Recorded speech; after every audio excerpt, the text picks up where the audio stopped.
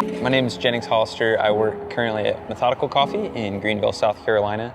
I've been doing coffee for 8 years now. I started when I was about 16, 17, and just really fell in love with making coffee and what coffee is and what it means to me. I think done in the right way, coffee shops can be a really safe place for everybody and anybody, no matter what they look like or identify as. I think it really can be a place where all people feel loved and encouraged. I think for me, it's just a place where you can really break down a lot of barriers and talk about anything far and in between. Accessibility is a really big thing for me in coffee, and I think what Keith and the Color of Coffee Collective are doing, I think is just really bringing that to the forefront of the conversation. Having really good access to free education, having really good access to really good coffee. I think just making it available for anybody that wants to learn, no matter how long they've been in coffee or how short they've been in coffee. I think everybody deserves the same respect of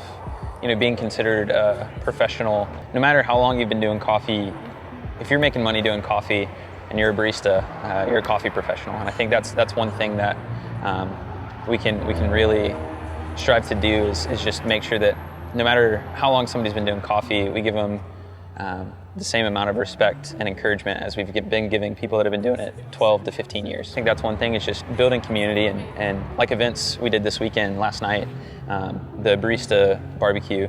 It was just a time to really spend time together and encourage one another and say, like, hey, you matter and you're important in the Greenville coffee community. And I think that's the biggest thing, is just encouraging anybody that's here, no matter where they're a roaster, barista, or work behind the scenes in customer service. Like, everybody matters just as much as the other person.